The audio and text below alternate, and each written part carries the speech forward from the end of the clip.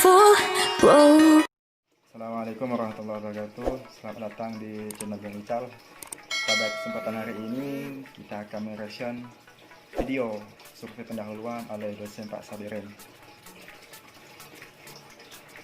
Mungkin banyak yang bertanya-tanya kenapa kok ngambilnya video survei pendahuluan. Yang pertama, alasan saya ya mungkin lebih jelas dan lebih dapat ilmunya. Yang kedua itu ya lebih sedikit kali ya, lebih sedikit. Yang nomor tiga yaitu ya nyamannya ataupun lebih pahamnya tentang survei pendahuluan, atau lebih tepatnya itu ya emang bagi auditor wajib mengetahui apa tujuan, proses, dan risiko yang akan dialami ketika mengaudit. Pertama, mungkin kita bisa lihat videonya oleh Pak Sabirin. Apa sih survei pendahuluan? Survei pendahuluan merupakan sarana penting bagi seorang auditor untuk memahami tujuan, proses, risiko, dan kontrol terkait dengan audit, misalnya terhadap tujuan. Dengan adanya survei pendahuluan, Begitu kawan. Survei pendahuluan merupakan sebuah sarana penting bagi seorang auditor untuk memahami tujuan yang akan diaudit, prosesnya, dan risiko-risiko yang akan dialami oleh auditor dan kontrol yang terkait dengan auditor. Itu kawan. Yang mana tujuan sarana penting bagi auditor untuk memahami tujuan kita mengaudit tersebut dan proses-proses yang kita akan hadapi, sehingga kita dapat mengetahui risiko-risiko ketika kita mengaudit terkait dalam keadaan ataupun kontrol yang kita kontrol dalam kita mengauditor dalam suatu perusahaan. Mungkin selanjutnya kita akan lihat lagi video selanjutnya tentang 7 pemahaman karakter auditor.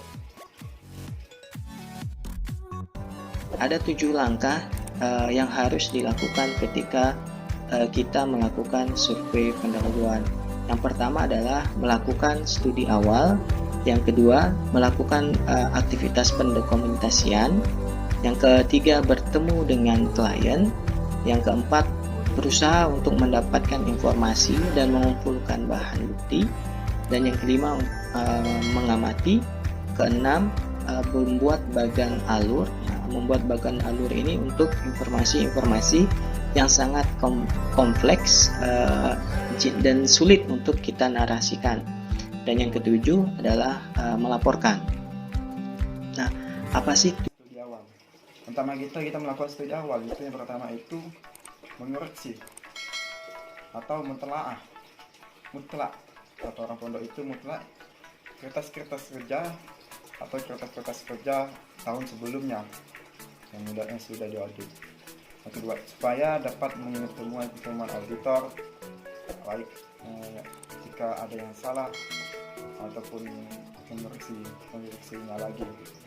Yang kedua itu mendokumentasikan atau bagan-bagan organisasi. Yang ketiga, mungkin dokumen-dokumen yang ada di perusahaan tersebut dikumpulkan sehingga itu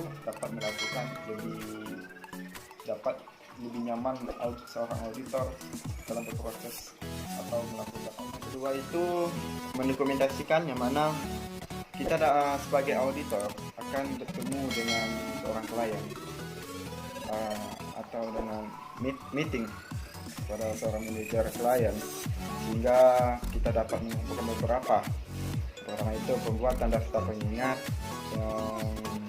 ataupun daftar isi awal untuk kertas kerja, pensioner yang akan digunakan dalam bentuk wawancara dan diskusi dengan manajer klien dan lainnya. Yang nomor 3 yaitu bertemu dengan klien, yang mana dalam pembahasan dengan manajer, seorang auditor itu wajib mengetahui segala peraturan atau aturan yang ada di perusahaan tersebut.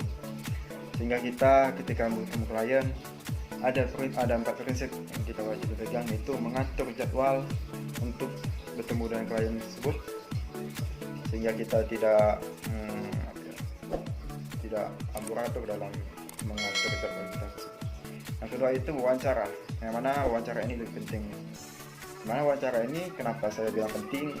Ya, yang pertama itu sehingga kita kita bisa mengetahui pengetahuan tentang auditor tersebut yang sebelumnya, dan kita bisa bertanya-tanyakan apa kekurangan ataupun kendala dalam auditor pada tahun-tahun sebelumnya ataupun risiko-risiko yang telah dihadapinya. Yang ketiga itu penutup. Yang keempat itu pencatatan. Yang nomor 3 yaitu bertemu dengan klien, yang mana dan pembahasan dengan manajer. Seorang auditor itu wajib mengetahui segala peraturan atau aturan yang ada di perusahaan tersebut.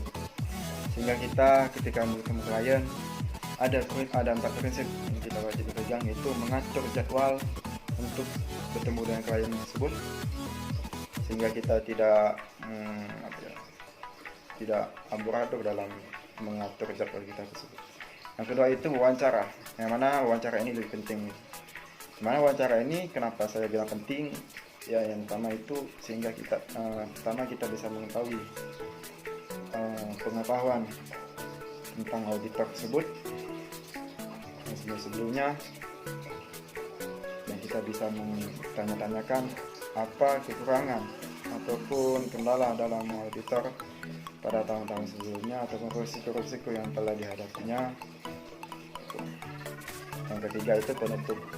Yang keempat itu pencatatan. Dan yang keempat itu mendapatkan informasi, yang mana informasi ini penting mengklarifikasikan dan juga mengklarifikasi. Ini ada 4 dasar. Dalam manajemen itu ada perencanaan, pengorganisasian, pengarahan, dan kontrol. Ada 4 unsur penting dasar wajib kita yang ketahui. Dan ketika sang audit mengetahui informasi yang ada, sehingga kita itu mengumpulkannya dalam dokumen program sehingga kita dapat memproses audit. Yang kelima itu pengamatan, yang mana pengamatan ini dapat kita lakukan sehingga atau mengevaluasi risiko sehingga kita dapat hati-hati dalam audit. Ketika kita dalam proses audit, jika ada risiko kita juga hati-hati sehingga kita lebih minim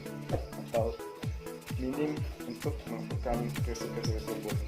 Waktu proses ataupun setelah proses audit ataupun sebelumnya kita mengamatkan kita proses atau tujuan dan sasaran dan standar audit kita dipahami sehingga risiko yang terdahulu tidak terjadi atau minim untuk adanya risiko di dalam audit. Dan yang keenam itu membuat bagaimana step by step ataupun secara tersusun ketika kita mendapatkan informasi yang konflik ataupun informasi yang sulit kita narasikan. Kita membuat bagaimana sehingga kita dapat mempermudah ketika proses kerja. Dan ketujuh itu pelaporan. Survei yang dilakukan dengan baik biasanya menghasilkan sejumlah informasi yang mana pelaporan itu kita mendapatkan informasi yang ada. Yang pertama baik itu dalam laporan keuangan maupun non keuangan, sehingga data-data tersebut kita kumpulkan sehingga kita dapat mempermudah proses audit bagi para auditor dalam turun lapangan ataupun data yang dikumpulkan. Sekian mungkin itu yang saya bisa sampaikan. Kurang dan lebihnya saya mohon maaf. Follow IG Bung Ical dan Pak Sabirin. Oke, salam akuntansi. Assalamualaikum warahmatullahi wabarakatuh.